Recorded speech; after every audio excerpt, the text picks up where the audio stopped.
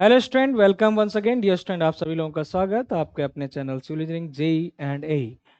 Dear student, जैसे कि आप रोज का रोज देख रहे हैं, लगभग मैं आपको हर एक रोज आपको जीएसएससी जेई की प्रैक्टिस करवा रहा हूँ। रिकॉर्डेड एक लेक्चर दे रहा हूँ जिसमें कि आपका समय न लगे, फटाफट से मेरे साथ आप क्वेश्चन को सॉल्व करते चलें। तो चलिएगा, इसी कड़ी में आगे बढ़ाते हैं एक प्रैक्टिस सेशन और आपके लिए, जो कि है आपके स्क्रीन पर पहला क्वेश्चन। बिल्कुल आसान क्वेश्चन है, इसका जवाब आपको करना है।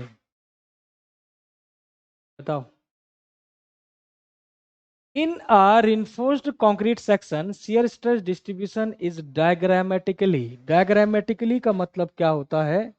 जब हम बात करते हैं diagrammatically, इसका मीनिंग क्या दोगे आप? बताओ।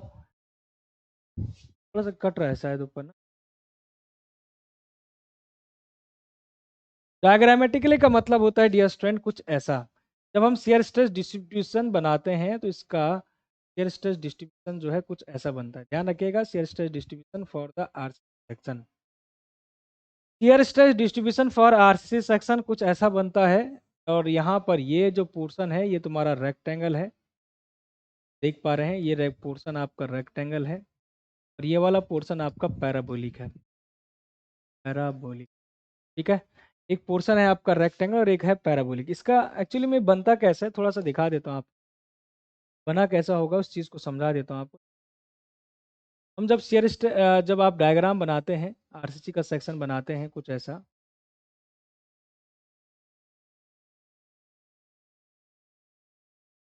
ठीक है ना? आरसीसी का जब सेक्शन बनाते हैं आप, तो आपको पता रहता है कि ये होता है न्यूट्रल एक्सिस। ये रहता है आपका न्यूट्रल एक्सिस। न्यूट्रल एक्सिस वो एक्सिस जहाँ पर बेंडिंग स्ट्रेसेस जीरो होंगे। और आप ये भी जानते हैं साथ ही साथ कि जो आपकी बार है, ये है आपकी बार। तो इस बार के एक्चुअली में सीजी से लेकर सेंटर ऑफ ग्रेविटी से एक जो ये दूरी जाती है, यहाँ तक ही हम टेंशन जोन कहलाते हैं। यहीं तक तो टेंशन जोन कहलाते हैं। जस्टिन, इस बात को ध्यान रखिएगा, जब मैं केवल बात करता हूँ कि जब मैं केवल बात करता हूँ अपने शियर स्ट्रेस डिस्ट्रीब्यूशन की आरसीसी के सेक्शन की, या आरसीसी का सेक्शन है फोर्समेंट सीमेंट कंक्रीट सेक्शन, इसके लिए बेंडिंग शियर स्ट्रेस जो डिस्ट्रीब्यूशन बनता है, शियर स्ट्रेस जो डिस्ट्रीब्यूशन बनता है डियर स्टूडेंट, कैसे बनेगा उस पर मैं आ रहा हूँ। शियर स्ट्रेस डिस्ट्रीब्यूशन जो बनेगा वो यहाँ तक तो पैराबोलिक बनेगा, तक बनेगा रेक्टेंगल, ऐसा बनेगा। कहने का मतलब है न्यूट्रल एक्सिस के ऊपर जो भाग रहेगा ये रहेगा पैराबोलिक, और न्यूट्रल एक्सिस के नीचे का जो पार्ट रहेगा ये रहेगा रेक्टेंगुलर। रेक्टेंगुलर, ठीक है।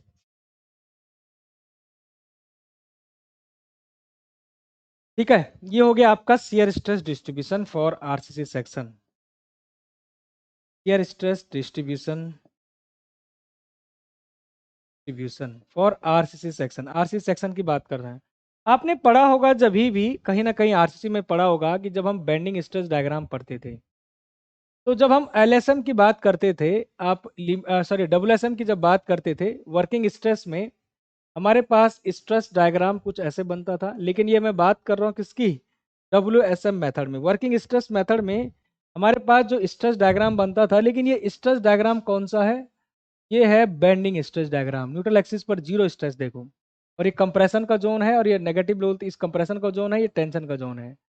इधर टोटली टेंसाइल स्ट्रेसेस रहेंगे मैक्सिमम यहाँ पर, और कंप्रेशन का जोन टॉप में तो मैक्सिमम। तो ये था आपका डब्ल्यूएसएम में बेंडिंग स्ट्रेस डायग्राम। लेकिन यहीं पर आपको शायद थोड़ा सा याद हो, एक डायग्राम और याद होगा आपको, लिमिट स्टेट डिजाइन में कुछ ऐसे बनाते थे आप।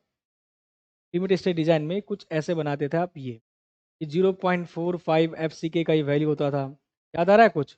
ये होता था आपका 0.87 एफ वाई, है ना? तो ये आपका, ये भी तो स्ट्रेस डायग्राम है, ये भी स्ट्रेस डायग्राम है। लेकिन ये कौन सा स्ट्रेस डायग्राम है? ये बेंडिंग स्ट्रेस है। दोनों में फर्क ये है, ये बेंडिंग स्ट्रेस डायग्राम है, ये भी बेंडिंग, ये शियर स्ट्रेस डायग्राम है। लेकिन ये भी बेंडिंग स्ट्रेस है, लेकिन ये डबल एस एम के मेथड में जो है ये लगने वाला बनने वाला डायग्राम है, जबकि ये जो है लिमिट स्टेट मेथड का डायग्राम है। ये दोनों बातें आपको ध्यान रखनी होती, ठीक है। तो हमने इस डायग्राम से ये देखा कि न्यूट्रल एक्सिस के ऊपर है पैराबोलिक, न्यूट्रल एक्सिस के ऊपर है पैराबोलिक। थोड़ा सा ब्लर ब्लर दिख रहा है यार ना, ऐसे दिखता क्या? ये ठीक है। ठीक, तो ये हो गया आपका पैराबोलिक न्यूट्रल एक्सिस के ऊपर, न्यूट्रल एक्सिस के नीचे रेक्टेंगुलर डायग्राम। ठीक है जी। चलो तो मैं क्वेश्चन पर आता हूँ, अब पढ़ना है हमको। क्वेश्चन पर आता हूँ, बिल्कुल अब देखेंगे जरा क्वेश्चन को। In the reinforced concrete design, ध्यान से सुनिएगा, in the reinforced concrete section, the reinforced concrete section shear stress distribution is diagrammatically. जब आप शियर स्ट्रेस डिस्ट्रीब्यूशन की बात करेंगे डायग्रामेटिकली, तो आप क्या पाएंगे? Parabolic above the neutral axis and rectangular below the neutral axis. तो सबसे बेस्ट जो है ऑप्शन आपका सी हो। न्यूट्रल एक्सिस के ऊपर क्या मिला? पैराबोलिक, और न्यूट्रल एक्सिस के नीचे जो है रेक्टेंगल मिला। तो सी ऑप्शन आपका यहाँ पर कंप्लीटली सही हो जाएगा। Next, in the limit state design permissible bond stress in case of the deformed bar is more than the plane बार। कहने का मतलब है डियर स्टूडेंट, दो तरह की बार होती है भाई, एक बार ये है और एक बार ये होती है। दोनों बार को आपको आइडेंटिफाई करना आना चाहिए। एक बार का सरफेस जो है, एक बार का सरफेस यहाँ पर बता देता हूँ, दोनों बार को समझो, यहाँ पर बता देता हूँ आपको। एक बार ये है, एक बार कुछ ऐसा है ये, ठीक है ना। एक बार कुछ ऐसा है, देखना ध्यान से फिर से, एक बार कुछ ऐसा है भाई, और एक बार कुछ ऐसा है। इन दोनों बार में डिफरेंस क्या है कि इस बार में कुछ इस तरह के रिब्स लगे हुए हैं, इस तरह के रिब्स लगे हुए हैं ऐसे। सरिया, बार का मतलब सरिया से है, सरिया आपने देखा होगा कुंटन में लाते हैं, तो सरिया है। यह स्ट्रेंथ, इस बार को कहा जाता है HYSD, high yield strength deformed बार। ये दो तरह के ग्रेड में मिलेगा आपको, एक मिलेगा आपको FE 415 और एक मिलेगा FE 500। इसका परमिसिबल स्ट्रेस जो है वो होता है 230 न्यूटन पर mm स्क्वायर, MPa लिख सकते हैं, और इसका परमिसिबल स्ट्रेस होता है 275 न्यूटन पर mm स्क्वायर। लेकिन यहाँ पर हम बात करते हैं जब प्लेन बार की, ये है प्लेन बार।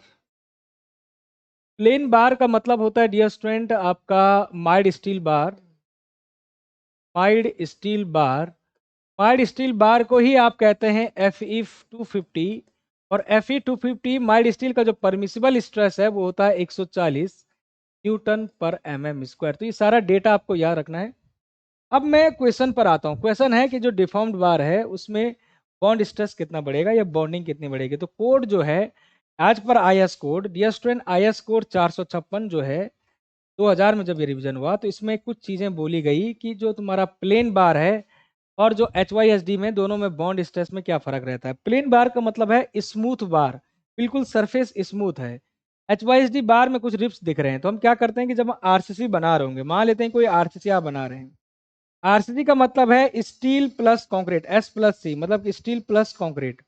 तो जब आप स्टील प्लस कंक्रीट को साइमल्टेनियसली कास्ट कर रहे हैं, तो हम क्या देखेंगे, इस बार का सरफेस स्मूथ है, स्टील और कंक्रीट के बीच में कुछ स्लिपिंग हो रही होगी, कुछ स्लिपिंग हो रही होगी, तो जिसकी वजह से एक इंटरलॉक, एक बॉन्डिंग नहीं बन पा रही होगी। उसके वजह से हम क्या करते हैं, बाद में इस बार में हम कुछ इस तरह से हुक्स प्रोवाइड करते हैं, इसको ऐसे एंकरेज कर दिया जाता है, एंड एंकरेज ऐसे कर दिया जाता है। इससे वो जो स्लीपिंग कंडीशन थी, इनको बोला जाता है स्टैंडर्ड हुक 16 का, तो वो करते हैं फिर। लेकिन प्यारे विद्यार्थी, यहाँ पर हमें ये देखने को मिलता है कि जो इसकी बॉन्डिंग है उससे 60% इजाफा होता है, 60% ज़्यादा बॉन्ड स्ट्रेंथ मिलती है। क्योंकि इन रिब्स होने की वजह से, ये जो रिब्स लगे हुए हैं, ये रिब, इनको रिब्स बोला जाता है। इन रिब्स लगने की वजह से हम क्या देखते हैं कि कंक्रीट और स्टील, कोई RCC आप स्ट्रक्चर बना रहे हैं, तो स्टील के साथ, इन रिब्स के साथ कंक्रीट बहुत अच्छे से क्या हो जाता है, इंटरलॉक हो जाता है, बहुत अच्छे से बॉन्डिंग बढ़ाता है। तो हम मानते हैं, कोड ये कहता है कि इसमें बॉन्ड स्ट्रेंथ जो है, बॉन्ड स्ट्रेंथ 60% से इंक्रीज हो जाता है, ये कोड भी कहता है। यही तो था क्वेश्चन, कहाँ गया क्वेश्चन, ये लो। क्वेश्चन है, इन limit state design permissible bond stress in case of the deformed bar. Deformed बार आप जानते हो, अभी जस्ट पहले मैंने कहा है, डिफॉर्म्ड बार का मतलब है HYSD की ये बात कर रहा है, और ये आपका होना चाहिए कितना, 60%। ध्यान रखिएगा, ए ऑप्शन कंप्लीटली। नेक्स्ट आते हैं, यहाँ पर एक फॉर्मूला भी प्रूफ होता है जब आप डिफॉर्म्ड बार की बात करते हैं, तो एक डेवलपमेंट लेंथ, डेवलपमेंट लेंथ का मतलब क्या है, the length of the bar embedded in concrete section, embedded in concrete. Concrete में कितना धंसी हुई है, बार की लेंथ, इसको निकालने के लिए बहुत इंपॉर्टेंट फार्मूला है।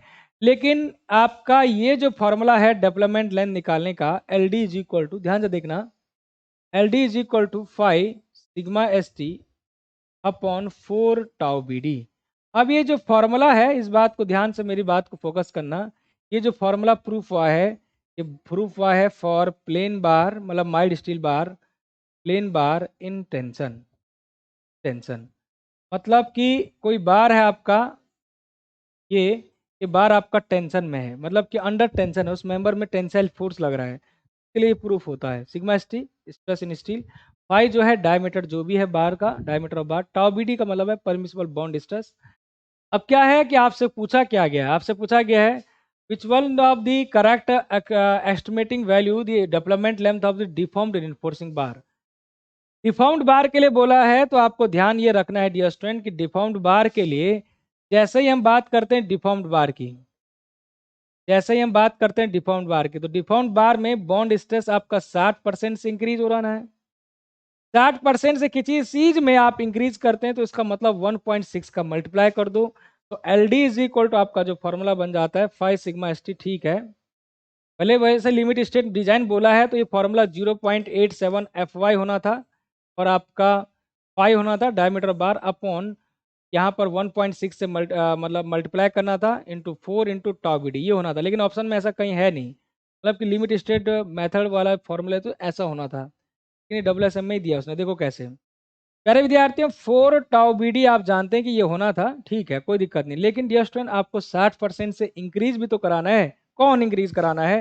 टाउ बी डी को इंक्रीज कराना है। तो एक काम करो ना, इसमें मल्टीप्लाई कर दो, एक काम करो ना, इसमें टाउ बी डी जो है आपका, इसमें 1.6 का मल्टीप्लाई करो, तो प्लेन बार का टाउ बी डी है, प्लेन बार का, उसमें ही 60% इंक्रीज करना है, तो 1.5 का मल्टीप्लाई कर दो, और इंटू जो फॉर्मूले में प्रूफ हो के आ रहा है 4 तो आएगा ही।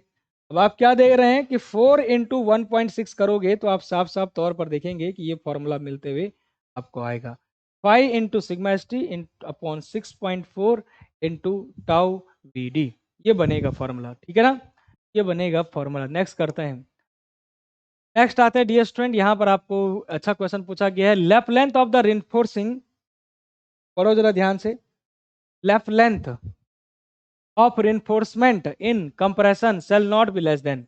लेफ्ट लेंथ का मतलब है कि कोई बार है, और इस बार को जो है, मतलब कि कोई कॉलम आप बना रहे हैं, इस बार को जो है, इस बार की लंबाई कम थी, इस बार को आप अटैच कर रहे हैं दूसरी बार के साथ, ये स्टूडेंट ये जो आपका ओवरलैपिंग लेंथ होती है, ये इसी को बोला जाता है left length, overlap length, left length, ठीक है। यहाँ पर आप देख रहे हैं कि ओवरलैप लेंथ के लिए, मतलब कि मिनिमम कितना रखना है इस केस में लेफ्ट लेंथ, ये पूछा गया है। हम क्या करेंगे, 24 करेंगे, और हम देखेंगे कि जो डायमीटर होगा बार का, तरीका ये रहता है इन दोनों में जो मिनिमम रहेगा, लेकिन अभी जो है एक राउंड ऑफ वैल्यू दिया है, राउंड फिगर में वैल्यू दिया है मोटे मोटे तौर पर, सीधे सीधे आप कर दो 24 भाई, लेफ्ट लेंथ की जो वैल्यू है 24 ठीक है। आगे चलते हैं, नेक्स्ट क्वेश्चन। नेक्स्ट क्वेश्चन आपका जो है सिंपल ही है, आरसीसी का क्वेश्चन है। In RCC beam of the width b and overall depth d exceeding the 750 mm, side face reinforcement required and the allowable area of maximum tension reinforcement shall be। क्या कह रहा है ये कह रहा है, सुनो जरा ध्यान से, कि अगर बीम की डेप्थ, मान लेते हैं कि बीम है, इसकी डेप्थ बहुत ज़्यादा हो गई है, डेप्थ जो है एक्सीड कर दिया है 750, तो आप ये जानते हैं कि 750 mm से जैसे ही डेप्थ बढ़ जाती है तो हम साइड फेस रिइंफोर्समेंट यूज करते हैं। क्या करते हैं? साइड फेस रिइंफोर्समेंट यूज करते हैं, पहली बात। और साइड फेस रिइंफोर्समेंट जो है उसका एरिया जो रखते हैं 1.5%, सॉरी 0.1% रखते हैं ऑन ईच साइड। अगर हम बात करें टोटल एरिया की तो 0.1%, और उसका हाफ एक साइड में रखोगे, इस साइड में, समझे बात को, समझ रहे हो ना, 0.1%, उसका हाफ जो है एक साइड उस साइड, ठीक है। चलिए, दूसरी बात ये बोल रहा है साइड फेस इन्फोर्समेंट की, तो कहानी खत्म हो गई, 0.1% रखते हैं। दूसरी बात ये कह रहा है area of maximum tension enforcement, मतलब कि नॉर्मली जो ये बीम है, बीम के जो बॉटम जोन है टेंशन जोन, इसमें मैक्सिमम एरिया आप कितना रखते हैं टेंशन इन्फोर्समेंट का, तो ये भी आपको पता है, ये भी आपको पता है कि जो टेंशन एनफोर्समेंट है, मतलब टेंसाइल बार है, उसका मैक्सिमम एरिया जो रखते हैं 4% ऑफ विड्थ और टोटल डेप्थ आप रखते हैं। 4% को आप लिख सकते हैं 0 पॉइंट क्या 04 B into D, total depth है। तो आप सीधे सीधे कह सकते हैं कि सर सी ऑप्शन कंप्लीटली सही हो जाएगा, 0.1% एंड 0.04 बी डी, ये हो जाएगा आपका सी ऑप्शन। चलिएगा next. The maximum depth of the neutral axis for a beam with D with D as the effective depth in a limit state method of design for FE 415। ये तो इसका एक बहुत अच्छा सिंपल फॉर्मूला है, actually में limit state design की बात हो रही है। तो लिमिट स्टेट में एक्सयू लिमिट जो निकालने का फॉर्मूला है ना, एक्चुअली में इसको बोलते हैं limiting depth of neutral axis. तो आप ध्यान रखना इस फॉर्मूले को, 700 upon 1100 plus 0.87 FY into D. ये फॉर्मूला हमेशा अपने जीवन भर याद रखिएगा। हाँ भाई, सच में जीवन भर। 700 अपॉन 1100 प्लस 0.87 इंटू डी। अब यहाँ पर इस फॉर्मूले में देखिएगा आप, बस एक ही चीज आपको चेंज करना है, वो क्या है? एक ही चीज करना है, ये FY। मतलब कि अगर आपको ग्रेड में ग्रेड मिल गया, अलग अलग ग्रेड के लिए अलग अलग वैल्यू आ जाएगा। जैसे कि एग्जाम्पल के लिए ध्यान से देखिएगा, मैं आपसे बात करता हूँ FE। एग्जाम्पल के लिए मैं कहता हूँ आपसे कि FE, मैं पूछ रहा हूँ आपसे FE 250 के लिए। FE 250 के लिए XU लिमिट जो हो जाएगा, डियर स्टूडेंट आप खुद वैल्यू रखना है यहाँ पर 250 की और कैलकुलेट करना, ये मिलेगा आपको 0.53 ऑफ डी। पहला कंडीशन तो ये हो गया, इसको डब्बे में बंद कर दो। दूसरी कंडीशन है, मैं कहूँ कि FE 415 है, इसके लिए आप यहाँ पर 415 रख देना FI में, क्योंकि FE 415 का मतलब क्या है, वो यील्ड स्ट्रेंथ ही होती है 415। तो XU limit is equal to हो जाएगा 0.48 टाइम्स ऑफ डी। और यहीं पर अगर आप आगे बढ़ें अगर FE 500 पर, तो FE 500 के लिए आप XU लिमिट जो देखोगे, ये हो जाएगा आपका 0.53 ऑफ डी। ठीक है, तो ये टोटली जो है, ये जो फॉर्मूला अगर आपने ये याद कर लिया, एक्चुअली में ये प्रूफ होता है सिमिलर ट्राइंगल। जब आप स्ट्रेन डायग्राम पढ़ते हैं लिमिट स्टेट डिजाइन में, थोड़ा सा बता देता हूँ आप हल्का सा। लिमिट स्टेट डिजाइन में आप कुछ ऐसा पढ़ते थे, maximum strain in concrete fibre, top most fibre 0.035, यहाँ पर होता था 0.87 FY अपॉन ES प्लस 0.002।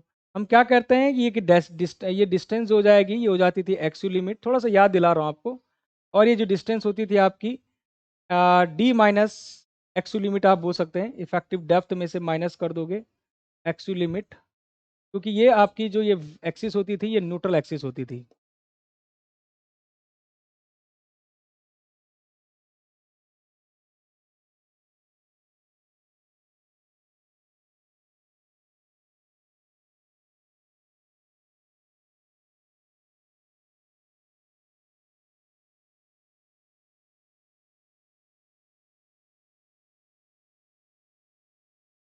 चलो, तो ये हो गया आपका XU लिमिट। इसमें हम सिमिलर ट्रायंगल लगा के एक फॉर्मूला बना लेते हैं XU लिमिटिंग का, और वो होता है 700 अपॉन 1100 प्लस 0.87 FY टू डी। तो टोटली जो limiting depth of neutral axis है, वो आपका ग्रेड पर डिपेंड कर रहा है, स्टील के ग्रेड पर डिपेंड कर रहा है। ठीक है, चीज ध्यान रखना। ओके, यहाँ पर आपसे पूछा था FE 415 का। FE 415 का आप ध्यान रखेंगे, 0 पॉइंट कितना हो जाएगा, 415 की बात करिए, FE 415 0.48 हो जाएगा, है कि नहीं? है कि नहीं? वेरी गुड, चलिए आगे बढ़ते हैं। नेक्स्ट है मिनिमम रेनफोर्समेंट फॉर दी। अब देखो यहाँ पर भी क्वेश्चन में ट्विस्ट है, what is the value of minimum reinforcement in case of the FE 415। अब देखो स्लैब के केस में दो कंडीशन आपको हमेशा याद रखना है। ये सारे IS कोड गाइडलाइंस हैं, IS कोड रिकमेंडेशन है, इस सारे के सारे आपको IS कोड रिकमेंडेशन है, आप इस चीज को ध्यान रखना। ठीक है, IS कोड रिकमेंडेशन है। सबसे पहले स्लैब की बात किया जाए तो डियर स्टूडेंट, स्लैब में एक हम बात करते हैं प्लेन बार के लिए, मतलब FE 250 के लिए, माइड स्टील के लिए प्लेन बार को ही दूसरा नाम कहा जाता है माइड स्टील बार। दूसरा मैं कहता हूं यहाँ पर कि HYSD के लिए तो यहाँ पर जो परसेंटेज का लिमिट है आपका मिनिमम के लिए, तो ये आपको 0.15% of the cross sectional area है, डी इंटू डी। और यहाँ पर जो है HYSD में ये है आपका 0.12%। अभी आंसर हो जाएगा 0.12%। ओके, चलिएगा नेक्स्ट है, drop panel is the structural component. प्यारे विद्यार्थियों, आपने कहीं ना कहीं ड्रॉप पैनल सुना होगा, और ये सुना होगा आपने फ्लैट स्लैब के केस में। फ्लैट स्लैब के केस में कुछ ऐसे बनती है, मान ला फ्लैट स्लैब का मतलब है कि किसी कॉलम में आपका स्टेब्लिश जब होता है कोई स्लैब जो केवल के केवल कॉलम में होती है, तो कुछ इस तरह का अरेंजमेंट रहता है। ये पूरा स्लैब है, इसको बोलते हैं फ्लैट स्लैब। कि नीचे तुम्हारा पार्ट है, कॉलम कहीं से जुड़ा हुआ पार्ट है, मतलब कि वैसे तो ये कॉलम कहलाता है, इसको बोलते हैं, ये इंक्लाइन वाला जो पार्ट है इसको बोलते हैं कॉलम कैपिटल। कॉलम कैपिटल ये भी पूछा जाता है, सारे कंपोनेंट पूछे जाते हैं। ये फ्लैट स्लैब का पूरा अरेंजमेंट मैंने बताया है, पूरी फ्लैट स्लैब है। इसमें वो टॉप वाला हो गया स्लैब, नीचे हो गया आपका कॉलम, यहाँ इसमें इंक्लाइन वाला जो पार्ट है, ये वाला इंक्लाइन है ना, देखो ये कॉलम से ऊपर इंक्लाइन पार्ट, तो ये आपका कुछ एंगल पर होगा, ये कॉलम कैपिटल कहलाएगा। उसके बाद ये जो ड्रॉप हुआ है स्लैब से नीचे, कॉलम कैपिटल और स्लैब के बीच में जो ड्रॉप है ना, ये वर्टिकल ड्रॉप को बोला जाता है ड्रॉप पैनल। तो क्या बोला जाता है, ड्रॉप पैनल। अब बताओ, ये पूरा पूछा ये गया है ड्रॉप पैनल आपका स्ट्रक्चरल कंपोनेंट है किसका? अरे किसका है ये पूरा अरेंजमेंट क्या है, ये तुम्हारे पास है क्या? ये है सर फ्लैट स्लैब। ये पूरा क्या है, फ्लैट स्लैब है। तो आप कहेंगे कि फ्लैट प्लेट नहीं, फ्लैट प्लेट नहीं, ग्रिड फ्लोर नहीं, फ्लैट स्लैब आपका है। ये ऑप्शन यहाँ पर कंप्लीटली आपका सही हो जाएगा। ओके, आगे बढ़ते हैं।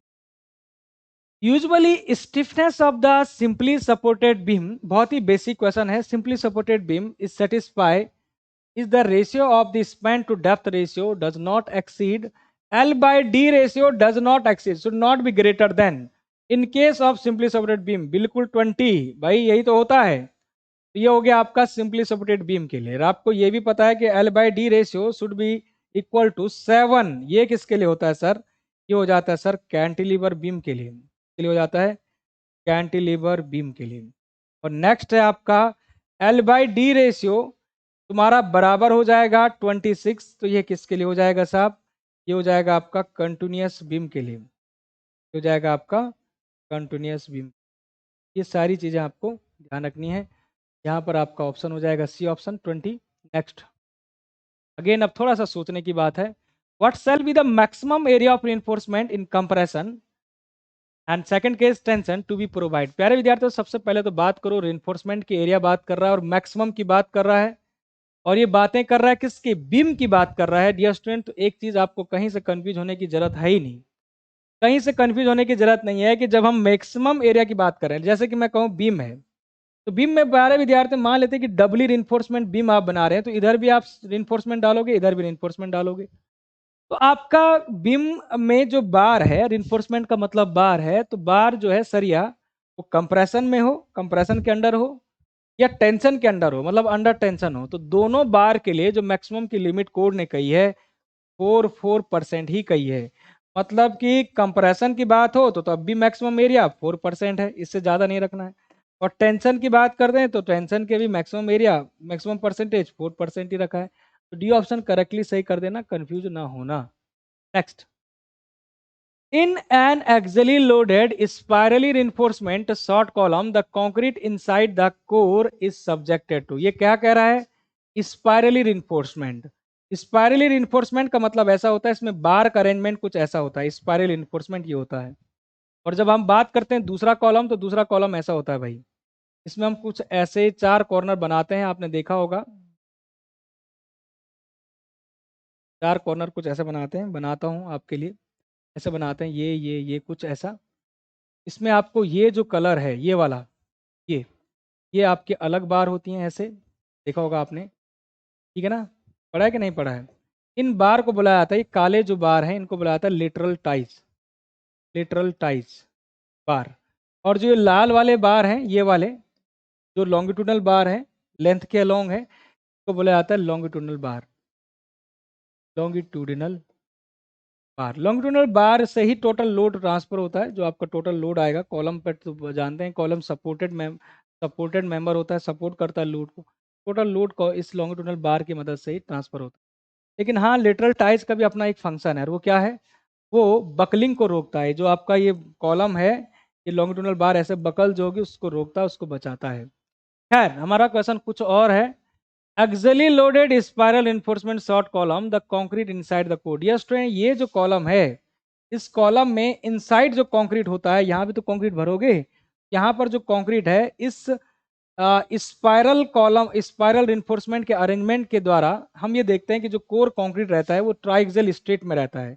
और ट्राइक्सियल स्टेट का मतलब है कि एक्स, वाई और जेड तीनों डायरेक्शन से एक कन्फाइनमेंट मिलता है, एक कॉम्पैक्टनेस मिलता है, जिस वजह से कंक्रीट जो रहता है काफी मजबूती में आ जाता है internal.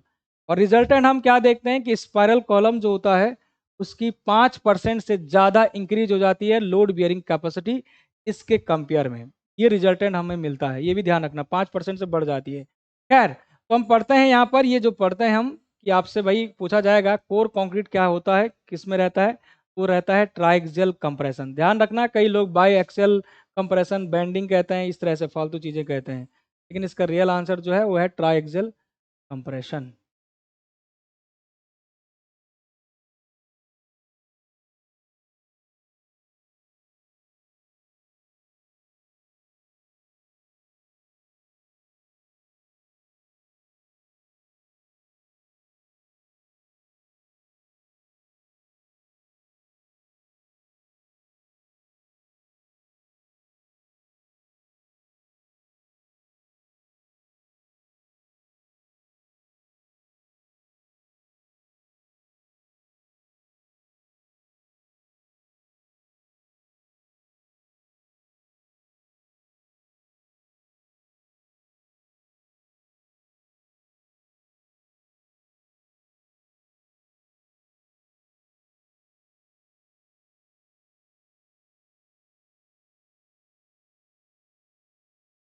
In a pedestal the factor by which the effective length should not be exceed. Pedestal एक छोटा कॉलम होता है, बोल सकते हैं एक टाइप का छोटा कॉलम। तो इसको डिफाइन करने के लिए हम क्या करते हैं, जब L L D list lateral dimension ये लेस देन होगा आपका थ्री, सॉरी, इफेक्टिव लेंथ जो है 3 times of L L D से, इफेक्टिव लेंथ आप ऐसे बोल सकते हैं कि 3 times of L L D से जब कम होगा, effective length less than 3 times of L L D list lateral dimension, तो अब जाके आप कहेंगे इसको पेडेस्टल, डॉट कॉलम, पेडेस्टल।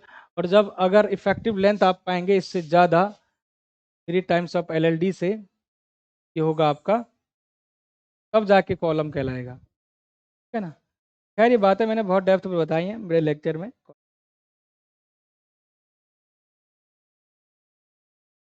यहाँ पर 3 हो जाएगा इसका आंसर, बी।